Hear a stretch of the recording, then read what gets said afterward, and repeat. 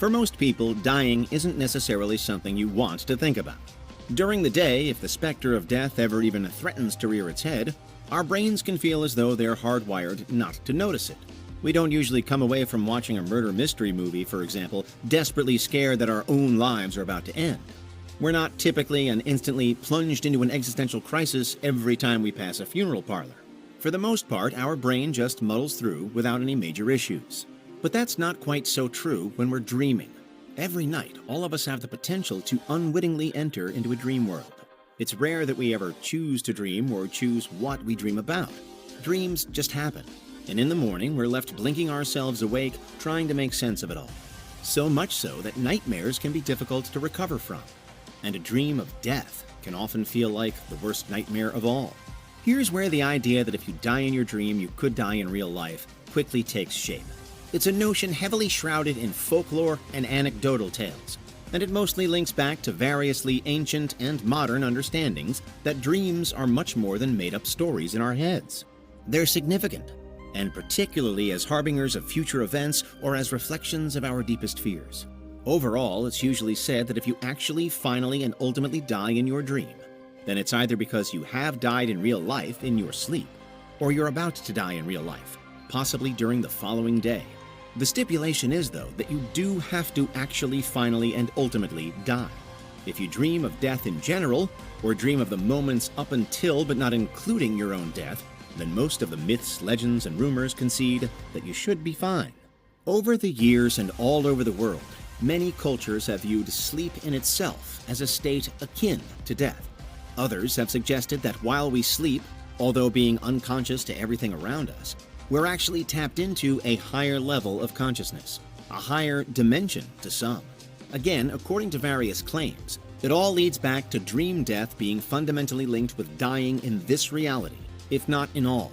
There's a profound, even physical link, they say, between the here and there of sleep.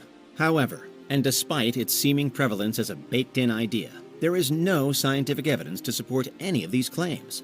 Most notably of all, even if you were to die having dreamt of death, then you're obviously unable to link the two as a warning for anyone else because you're dead. Meanwhile, reports in the living, waking world of a dream of death can always be explained away as not quite fulfilling the criteria in the event that the person reporting them never actually dies as a result.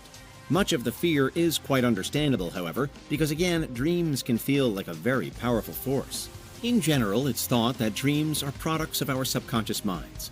They're seen as a cognitive method to process our emotions and life experiences, even those emotions that we don't otherwise notice while we're awake, and those experiences that might have similarly passed us by at the time.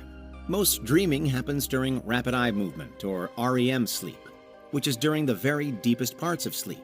Particularly intense nightmares can certainly cause physical reactions as well, like increased heart rate or sweating.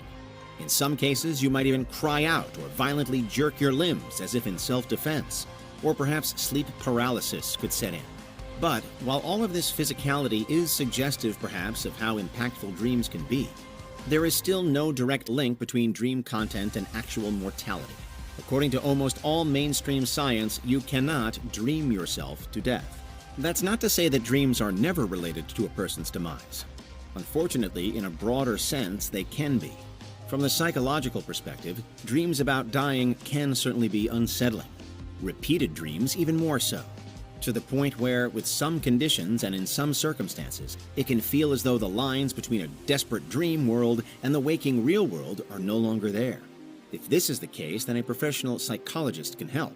Because, in fact, some psychological approaches suggest that if a dream about death means anything at all, then it is most likely something much less sinister. Such visions may instead signify change or transformation in general, with a metaphorical dream death pertaining to old habits or former situations being shed for new growth. Mostly, then, it's actually a positive thing. The Swiss psychoanalyst Carl Jung posited that dreaming about death typically reflects an inner desire for change, or simply a general understanding of one's own mortality. Austria's Sigmund Freud, author of the internationally recognized and pioneering text The Interpretation of Dreams, suggested it might express repressed wishes or unresolved conflicts, yes, but never an imminent death in the making. In essence, experiencing death within a dream wasn't and isn't considered a warning or indeed a death sentence, but rather an invitation from our psyche to explore wider transitions that are apparently occurring within ourselves. Some then might prefer to think of death dreams as simply being one of the many that you might experience and probably have experienced in your lifetime. Other seeming dream omens include endlessly falling, which is said to hint at a person feeling out of control in life and therefore thoroughly stressed. There's also being chased, which some suggest links back to any kind of lingering problem in your day-to-day that you're trying to avoid. Dreams of darkness are sometimes tied to depression in general. Losing teeth signifies a real-world loss of something significant. Or, and on an especially epic scale, do you dream of the apocalypse? If so, then it potentially points to collective anxieties in the waking world, as your brain attempts to unpick particularly monumental themes, such as societal unrest, war, or even future technology. Importantly, we know that dream interpretation is inescapably subjective. It varies from person to person. The context of the dream, the individual's personal experiences, and their cultural beliefs all wield an influence. And when it comes to dying, we clearly all have our own ideas, theories, and past experiences with that. Nobody thinks about it in quite the same way. So if you die in your dream, you don't automatically die in real life. That's true. But if you do ever wake up feeling thoroughly reminded of your own mortality, then it is perhaps worthwhile to take some time to think about what's happening in your life regardless. For now, though, what's clear is that a lot can happen in our minds while we sleep. So, and steering away from death, how far could dreaming really take us? Next up, we take a closer look at the link between dreams and parallel worlds, at how our sleeping brains might actually be tapping into endless other multiple realities. And it's starting right about now.